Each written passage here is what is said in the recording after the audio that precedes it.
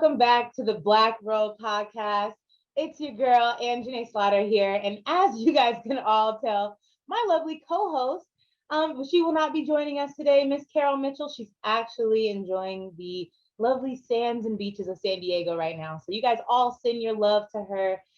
She really deserved this break. I mean, as hard as she works, seriously, guys. But the show must still go on, and we have a very special guest coming on the show today. He's relevant when it comes to Black politics in Washington State. He's actually a Black consultant for himself, so he's put a lot of other Black people into political roles. And I'm just so happy to welcome my friend, Riall Johnson. Let's see. He's joining us right now. There's my guy. How you doing, Riall? Good. How you doing? I have the mute button on by default.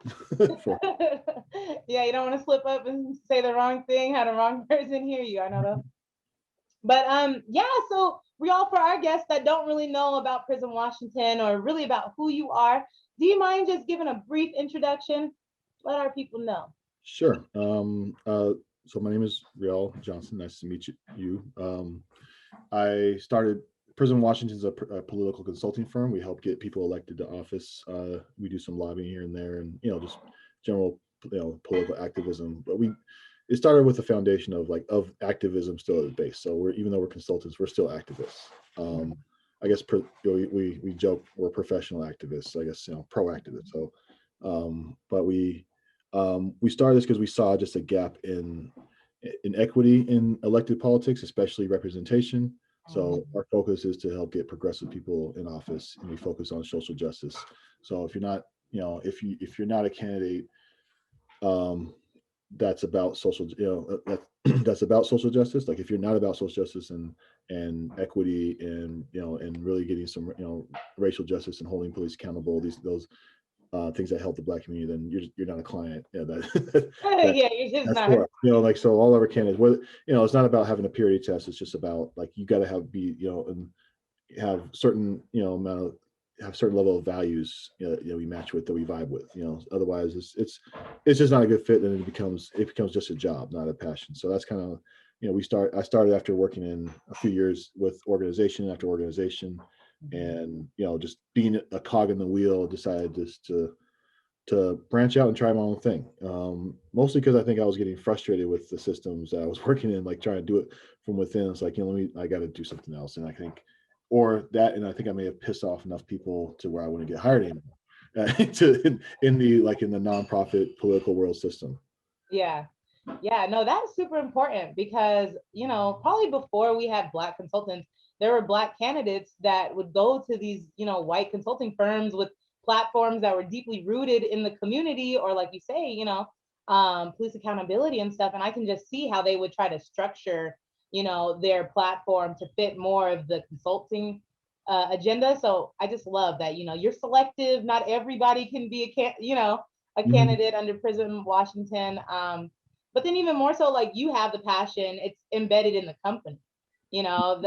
That just reminds me of really why IBJ came to surface, it's because there was this need for just activism, specifically, targeting for the Black community and then indirectly helping everyone else. So super kudos to you. Tell us what you're doing right now. I know there's some election cycles starting to ramp up, right?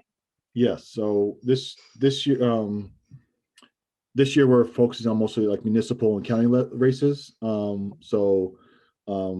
the way from Bellingham to Seattle to Olympia. So we've been able to grow. So you start out with just me. Now we're a team of 3, and so we're handling multiple races. But we about 15 active clients right now, and 12 of them are people of color. And so that's it's kind of that's the kind of where these these small races are very important, because they're the ones that control your local budgets, not just your stop signs, your zoning laws, but also your police funding and all these other resolutions, and that affect certain laws on what you can get arrested for as well.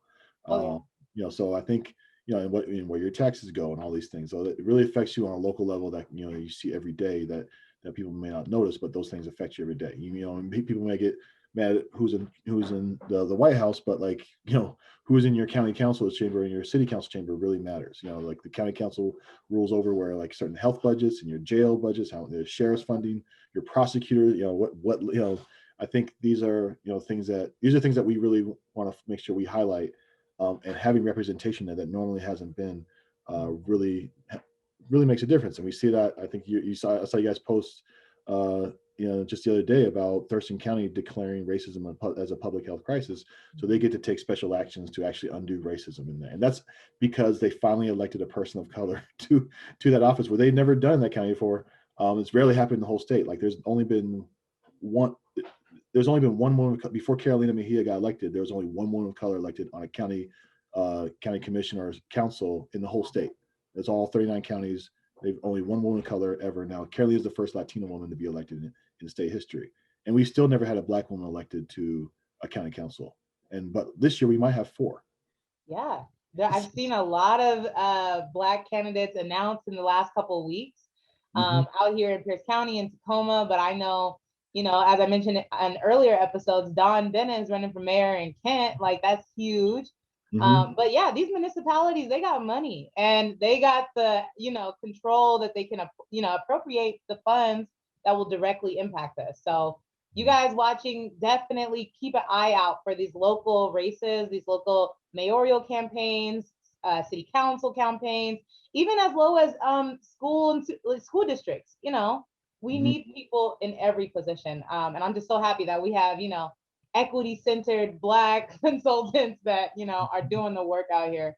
But you mentioned earlier that you also do a little bit of lobbying too. Can you talk a little bit about that? And well, first, like, tell us what a lobbyist does, because, somebody maybe watching isn't aware. And then, yeah, tell us what you're lobbying for right now.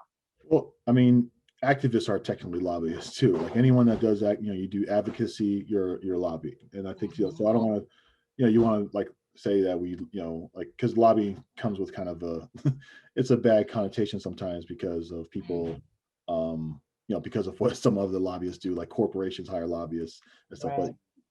But activists need lobbyists too.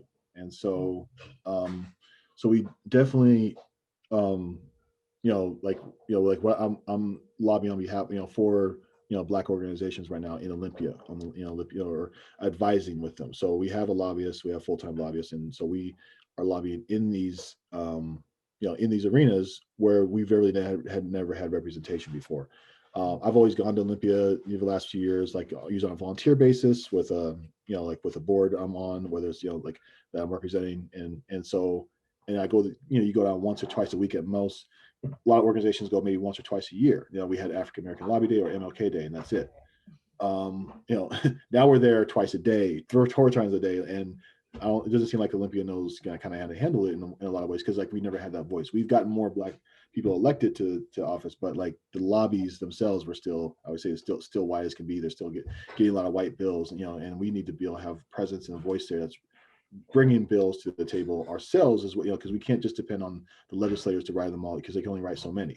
So, but we need to amplify that representation that we are now gaining in Olympia with some action, with lobbying as well. So, that's kind of, I'm there trying like to make sure that our voice is heard. And there's multiple. And the thing is, if you told me a few years ago, I was always saying that there was going to be, we needed a Black organization to lobby. Now we have 3. So like, and we don't always have to agree either. And we're, so it's just show that there's multiple Black perspectives coming to the Black community, and hopefully we come to a consensus on a lot of things. But we need to hear, a lot of hearing all those voices, really helps with multiple perspectives, and it helps a lot of legislators be better as well. Definitely. I was going to say, just that presence kind of adds a little bit of, we lost the video there, but I'm still here. Okay. The presence, I was going to say, just kind of adds some sort of, urgency, right? Kind of, like people, when they see that there's Black people in the galleries, it adds some sort of like, it adds the presence, and maybe that is considered more by our legislators, right? When we just have Black people down there fighting for us. I think that's great, especially, because when I was younger, going up to Olympia or whatever, I'd only see the pages. I didn't really realize, and these are just like assistants to the legislatures, to the politicians, the representatives, and the senators. But you don't really see the lobbyists because they're kind of in the wings. They're kind of, but Mhm. it's good to know that there's people on the ground out there in Olympia, with the lawmakers, right, that are pushing, our agenda. Yeah, and Yeah, and it helps with organizing too. Like, so sometimes legislators can like call on communities and stuff to come out and testify on certain bills, but you need people there full time tracking all these bills, because not every legislator's got their bills sponsored. They can't keep track. We need, and you see a lot of these people having paid staff, and they're looking at every bill that affects the people, organization or people they represent, be able to mm-hmm. track and get those messages out. So we're able to show up and testify for bills that we have, that we've prioritized, to say like, okay, these bills are going to impact the Black community the most. So this is where we need to show up and how. And Right. so that is something that's huge, because that happens every year. That's been happening every year without us, and now we have a say and putting more pressure, and we're going to have an unprecedented level of bills passed. And because not just because we're there, but also it's a combination of us being there and more Black legislators in office, Yeah, than ever before. definitely. And you're kind of on both ends of the stick there. You're helping get the candidates in, and then once they're already in, you're still doing the lobbying work. Yeah. If there's some people that are interested in learning more about how to become a lobbyist for an activist or an advocate for the Black community in Olympia, how could they go about doing that? How did you just show up to Olympia and just like, hey, I got something to say, or Um, well, I mean, the one thing is, depending on what you want to lobby for. Mhm. I'm working with the Black Lives Matter Alliance and also the Snohomish Ebony Pack. So it's I can put, if you want me to put the links in the chat, I can do that. Mention. Yeah, and we'll share it on the page for sure. And but you can see what bills we're pushing. There's also other groups. There's other groups as well. But also, like, look at the legislators that are in office that you think, look at the bills they prioritize. There's a Black Members Caucus now. uh, Mhm. they have bills that they prioritize. So look at them all, and there's usually links to those things to say, to guide you through like what the bill is, what it says. It's sometimes it's pretty boring, but they kind of it's supposed to be boring, and because they want you to be discouraged. Not the legislators, but like sometimes that's just how Olympia works. And so it wasn't really designed with us in mind. So I think having like being able to read it and listen to people you trust that can tell you what bills are important or not, and you just got to show up and act, and do it. And sometimes it's as simple as just writing an email to your local legislator, writing Mhm. to the committee chair of a committee that the bill's going through. So telling your friends to write letters to the legislator. It goes right there. You can really type it in the website and say support this bill, or I'm going to vote you out of office, or whatever you want to say. Like those kinds of things. Like, it depends. Every district's different. You got 49 different bills. The more you know, the better, because the thing is, just if the less you know about politics is not going to slow it down. They're gonna, if anything, they're going to do more to you. Mhm. If you're not there to stop it, because something you have, it's a combination of offense and defense. Sometimes you want things to pass. Sometimes you got to show up to block things, and that's usually what we've had to do. In a lot of states, you have to do even more, especially when there's just some legislators that are determined to just cause more harm to the Black community. You just got to sometimes just show up, like more, Yeah. show up just to play defense to protect yourselves. Mhm. Definitely. Now, has COVID changed the way the legislators work the way you testify? Is it virtual now with Zoom, or how do you Yep. go about that? Everything's virtual, which is actually, for the most part, I think is good for legislative, for testifying at least. So you don't have to worry about going to Olympia all the Yeah. time. So it's increased access in a lot of ways, or people can, people from other outside of Olympia that can't always make it there can still show up and testify remotely. So everything's done remotely right now, and so that's a good thing. I think hopefully they carry that on even when COVID is done. They shouldn't have to say, well, now everyone's going to come here again. You should be able to, if you're in Walla Walla or Spokane, Yeah. you should have the same ability, same access to testify for something that's going to Mhm. affect you than someone who lives right down the street from the Capitol. And Right. so and that's why it's always been hard. I think it's added to the level of testifying, because there's more folks that have a computer and internet than they do have the time of day to drive all the way through the Right. Seattle I-5 corridor, sit in that Yeah. traffic for all day, or even from Spokane. So I think that hopefully they incorporate that more, so they can have a combination of in person and and remote testifying for these things, and Yeah. we're done. I agree, because I mean, transportation just provides a barrier, right? The distance to commute provides a barrier. So having the option to do both, I think, definitely adds to the access, makes the process more accessible. And you mentioned, yeah, these systems were not put in place to include those who don't have transportation, or those who are of color, or those that do work full-time jobs. This is kind of keeping in mind the people that have always been in power, and who they want to continue to be in power. So this is Hmm. just a way that we're kind of breaking up that system. The silver lining of COVID. It's nice. It's nice. It's nice. Yeah. So cool. We don't want to. I don't want to keep you too long. It's been a you I know got I got all night. I got no. This is my life. Okay. No, I All just, right. We can keep talking. You said, so yeah, you're involved in politics, you're involved in, not just the campaigning. It's kind of like the whole continuum of politics. So I'm sure you've heard of the Blake versus Washington decision on a state level. Yeah, yes. this was the decision that pretty much overturned possession of drugs being just possession being grounds for an arrest, right? So Yes. now you actually have to prove the intent to sell or use, I guess.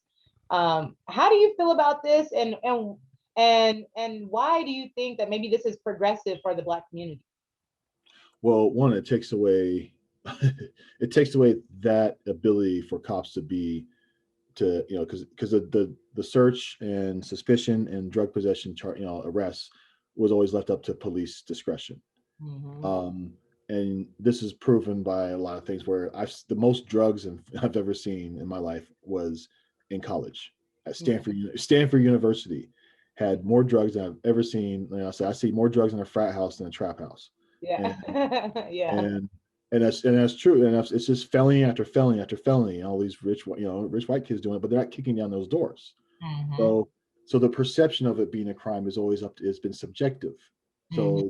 So now, like, it's objectively not a crime anymore in this. That's going to affect, so I mean, doesn't mean that's not going to stop police from finding other ways to harass, but it removes one thing that they can actually harass us for and arrest us and jail us. Mm-hmm. I've had, I grew up in the crime bill days. I was 16. I was labeled a super predator by by Hillary. I graduated high school in 1996. I'm eight, I'm dating myself, but like but like not, the crime bill passed in 1994. I was 16 years old. Me and my friends were labeled as super predators. Mm-hmm.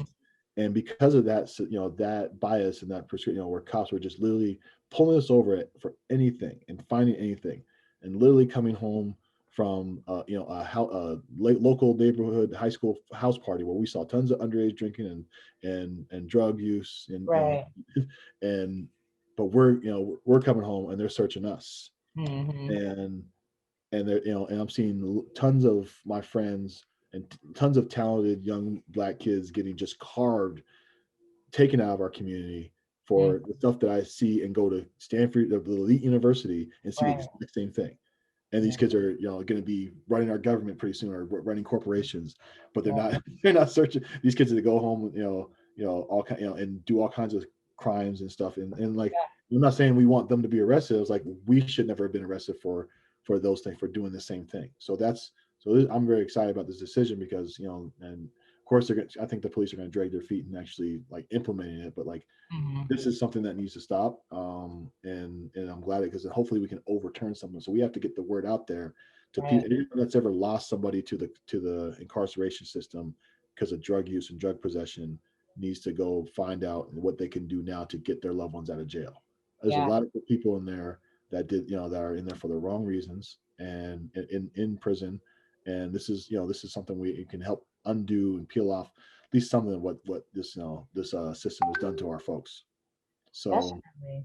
Yeah, and it's done more than just removing them from the community and from their families, which we know has a detrimental impact, right? But then also the post incarceration. So after they're released, they still have these drug possession charges on their record that, is maybe gonna prevent them from getting employment or prevent them from actually getting an apartment, you know. So those people too, like this decision should be overturning not just those who are still incarcerated, but removing some of, you know, those derogatory marks on people's history, you know, criminal history. Exactly, because this how America is. They just think, oh, he's a criminal, like Right. and especially they use anything to criminalize us, like like they did everything. It's like they say, "Thou shalt not speak ill of the dead unless you're shot by cops." Though, and then they bring up every criminal history. Well, he was no angel. He's caught for possession 20, 30 years ago. Right. Like He you was a know, gang banger he or was yeah, something he was because he was suspended. throwing up a peace sign and that's a gang sign. And it's So they like, yeah, so they try to find so many different things to criminalize us over. This is mhm, just this is one thing we can remove hopefully, and then to actually we're trying to do liberation. This is like this is a small step, but it's still like it's still important, and to show that like other countries have been doing it and been decriminalizing drugs, and it yeah, actually helps society because yeah, when it clears people's records, people can actually get better jobs, get better apartments because it's a spiral, and you see these people, people who just like if they did not have these opportunities taken away from them, their lives would turn out completely different. And the yeah, funny thing is, it's like the people that are taking these opportunities away from them did the same exact thing. I mean, I can literally, you can go in a courthouse or you can go in I can go in a committee room or in legislature and say, who here has not done drugs? And no one's gonna maybe one person might raise their hand, right? right, Because everyone's done illegal drug at some 95%, 98% of us have done something illegal. They just didn't get caught. right. Like And let's talk about marijuana because weed isn't even illegal now in Washington and in a lot of other states, right? California, Arizona, hmm um, you know, and I think maybe even the District of Columbia, it's legalized, but the people are still, you know, maybe facing these charges in jail or prison, right? Or maybe got their third charge because of a drug possession, which completely, you know, like Yeah, rerouted their life, right? exactly. So, I mean, this is an amazing bill. And actually, you know, on the state level too, we're trying to, I know Eric Pettigrew, before he retired, he was really pushing for this social equity in cannabis because hmm there's a lot of disproportionality and inequities when it comes to how these retail licenses are distributed, hmm right?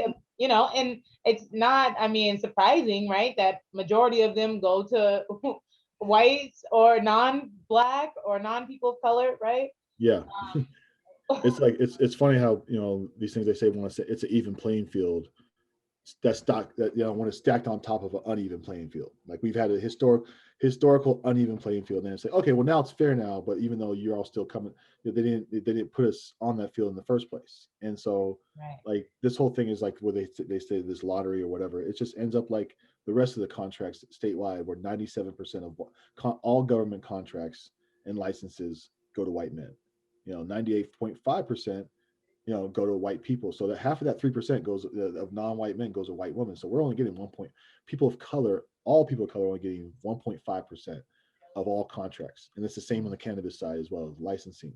And it's really just they're trying to allow other things where corporations can come in and purchase licenses and this and that. They did not do it equitably, so it's almost it makes it even harder to do it now because the Right. rule that you can only have so many stores in your town or whatever when all the stores are already there taking up Already there. space are white owned. And so it's like so now they throw, and then of course when it gets harder, they just throw their hands up. Oh, we can't do anything about it, so wait till next year, and then nothing gets done. So there has to be something done to wedge ourselves in that, because it's like that's our money, that's our tax dollars, and we built that industry off the backs of our Right. we made marijuana as good as it is, and many of our brothers and sisters have been incarcerated over it over that, and now it's legal, and now we don't get the benefits of it. Like there's oh sorry, we were actually should have been arresting you for this the whole time, but no, you can't make money off of it now though. But we will though. Yeah, we 'Cause- will. We'll tax it. Yeah. and if you try on your own, you still get arrested. Like it's like you can't grow, so people can't grow on their own. So that's why I think when you say legalize it, there's a difference between legalizing and decriminalizing it. But when Mhm. legalizing means they set standards, and now They can regulate it. you can't grow out your garage. You can't sell. You can't just create your own business. You have to get these licenses that when that firewall, that barrier between it is making it harder. So some of our best growers out there, just because they don't have enough money to go buy a license or don't weren't lucky enough in the lottery Mm. are are kept out the game. Yeah. Yeah. It's really addressing those root issues, right? We have to somehow recover, and that's equity. We can't just say, okay, now you guys get these licenses. No, you really have to address the years that we weren't able to even play in this game because we were considered felons. Mhm. So we're just automatically eliminated from the process.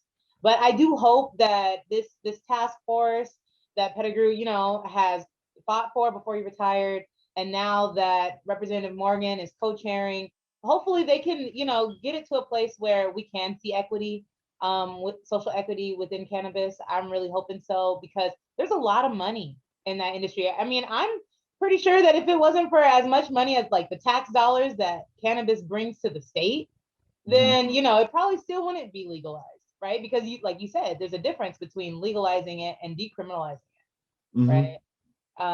So that's just something for us to look out for. And then also to keep our eyes on these municipalities, these local races, because again, when we talk about the disproportionalities and the RFPs that, actually go to Black people, well, if we have Black people in office or people of color in, these positions, then, maybe they can apply that lens when it comes to actually distributing these contracts and, who they choose, right? Yeah, it's funny because so when you do try and like talk to any level of government, city, county, state, federal, and you're always talking to a room of all white people, and you're trying to tell us like, well, this is what's going on in our community, and they're like, I don't believe you because I've never seen that happen. It's just like it happens all the time, or someone they can't empathize with you. Some do, some don't. Even whether but it's always like you get the naysayers like that's never happened. Like that's cops aren't racist. That's would never like or Right. okay, well maybe he did abuse you, but it wasn't because of racism. Like I'm literally seeing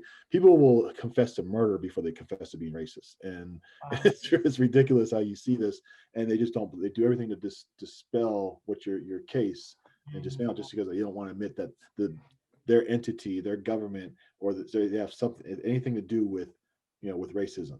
Yeah. That just So I think so that's why you see like King County and Thurston County have taken this stance of saying it's a public health crisis because the thing is it only takes one. It only takes one racist to cause harm to thousands of people. One racist cop will pull over, arrest, falsely arrest, beat, shoot, negative interactively with and harass thousands of people of color if they're racist. So you can't say there's not one there's not one racist cop. Yeah. And every time you have one, you multiply that each fold. So there's so I can name 5 racist cops right now off the top of my head, and that's Right. thousands of people that are going to affect negatively. Yeah. And I live up here in Snohomish, and we got our cop is just extra racist. Up here, he's I mean we got he's pretty much a proud boy, and he's out there just enabling his cops to do to tackle black nurses for jaywalking, and it's just he's rehiring cops that have killed people that were actually fired, which is rare occasion. Cops were actually fired for shooting people doing bad shootings. He's rehiring them. We have it. It's just it's a whole nother level up here. But the thing is the whole thing of this denial of racism, having being able to actually declare, say this is actually bad because there's people in this community. We have Proud Boys who have jobs in our government, and they're affecting it, or jobs anywhere in the community. They don't just go crawl back in the hole after they go to Charlottesville in March. They go back to their jobs and affect us every day. Right. Whether they're clerks, judges, janitors, cops, lawyers, and accountants. Those people don't stop being racist when the robe comes off. It's like Yeah. Yeah. We had some what is it? Some Washington patrol officers that were part of the January 6th mhm. insurrection. And Yep. it's like, and they weren't masked or Nope. anything like that. They literally Proud Boys. Yeah, So 6 Seattle cops were there. yeah, Seattle cops were there. Exactly. It's really it's ridiculous, but it's good that we have, people like you. I mean, we need activism on every level, right? We need it in our police force. We need it on the ground in Olympia. We need it in yeah, I mean, we need our allies, right? We need it everywhere. Yeah, Because we're getting attacked from all these different angles, and it's not like it's because racism doesn't just end in one sector. That's the thing. People Racism doesn't just end when you leave the hospital, or it doesn't end when you walk into when you leave Olympia. yeah, It's literally everywhere. yeah. Um, It just takes one incident to change your life, and that's why it's good to have people that you can go to the government and say either they can empathize with you or they've been through it themselves. And like I said, it's like the county level government is one that we've really had no representation on. Like Mhm. right now, there's 39 counties. Means there's 100, well over 100 county legislators, a commission or council, depending on what the type it is. And there's two people of color. It's just Gurmai, Zahalai in King County, and Carolina Mejia in Thurston County. That's it. And it's not a coincidence that they're the only two counties that declare racism as a public health crisis. Mhm. Because they have a voice there, and because people can go there and they say, "Yes, I know what you're talking about. I know what you mean because I can feel you because me or I've seen it or my family's seen it." Like they like Right. having that, knowing that amount of empathy really makes a difference. So like so we're going to be putting people in places where they've never been before. Like we have like Varisha Khan in the Redmond City Council. It's the first Muslim woman to be elected in state history or anything. We're going to get hopefully the first Black woman elected to county council. We just launched today with a Black woman that is running for Bellingham City Council. Awesome. And all these people are unapologetically about their culture and heritage. Like they don't hide from it. We have a Palestinian man running in Bothell. Like it's like doesn't Yeah. we this is and obviously Dawn is just about all about being wearing she wears her culture on her sleeves, and it's and I can't be more proud of like what she's what all these people are accomplishing. And so that's one thing I take really a lot of pride on the people that I've worked for. It's not just me. We're just a pit crew. And these people are the amazing drivers that are winning these races. We just help them put stickers, build the car and put stickers on them. Yep, change the tires out, make sure that they Yeah, got. All yeah. right, that's awesome, Riall. Thank you so much. Well, that is gonna wrap up tonight's episode, guys. Please keep an eye out on all these candidates that Riall has mentioned. We definitely need to declare racism as a public health issue in every county. Okay. And so, if you guys have any other questions, Riall, how can people find you or connect with you? If they want to volunteer, if they want to be a part of the movement, or if they want to just ask a question, how can they reach you? Well, they can go to my website, prismwashington.com. Actually, it redirects to Prism West now because we're kind of Oh, you expanding. got a regional? Okay, Yeah. okay. So I like the growth. we did a couple of campaigns in California last year too. So yeah, we're Prism West. It's prism-west.com, or you can go to prismwashington.com. It goes to the same place. And you can see like look at the kind of like I think the best advertising I can do is just look at the people we work with. And I'm proud of every one of them. Win or lose. We even people that have not won races. And I tell people like we don't discourage anyone from running. We say because win or lose, you got to run again. So might as well run now. And so, because if you win, you're gonna have to run for reelection or higher office, unless you really don't like it and you just don't want to step out. But, when they say wait your turn, don't listen to that stuff. Run, win, and even if you lose, that puts you on the map. One of our top clients, Tammy Morales, Seattle City Council, lost her first race by 300 something votes, 344 votes. She ran again, with us this time, but in 2019 and won by 20 points.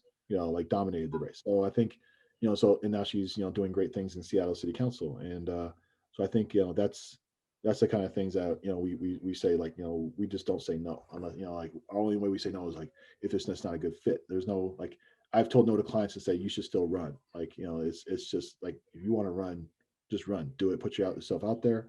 And you learn, it's the best way to learn how to run is actually running for office. So don't Definitely. What are the requirements? What do people have to be in order to run for office?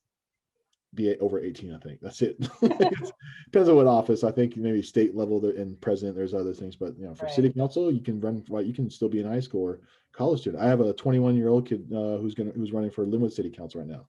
He's a young Wow. black man named Josh Binda, and if he gets elected, he'll be the youngest black person in his state history to be elected. Like, Wow. so like you don't shy away. Like he's running out. He's like, I'm not gonna wait.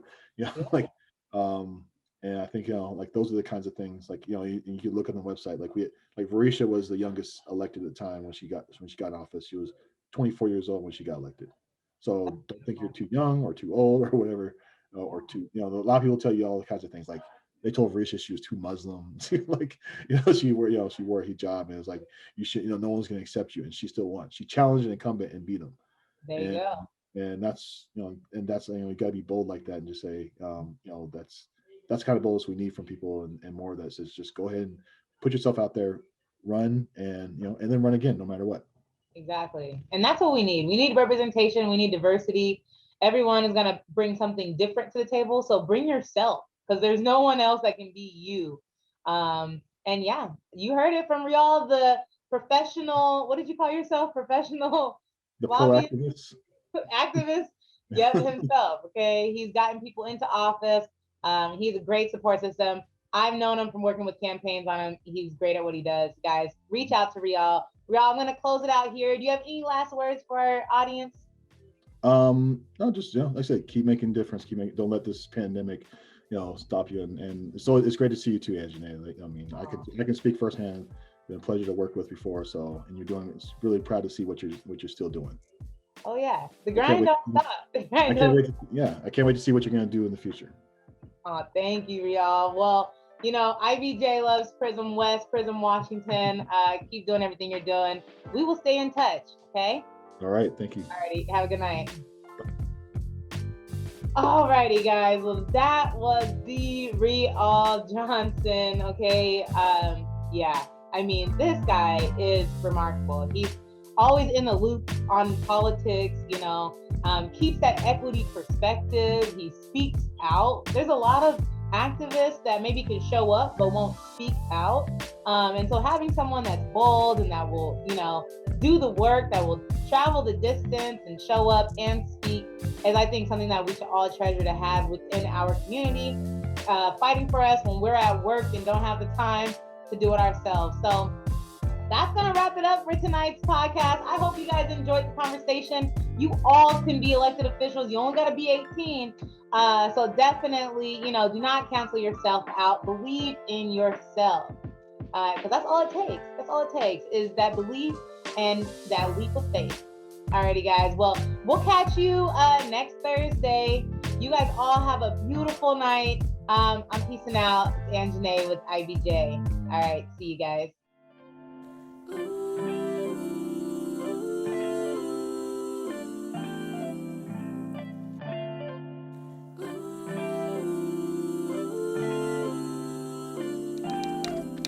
So we tired of talking, got black bodies riding in jails and in coffins.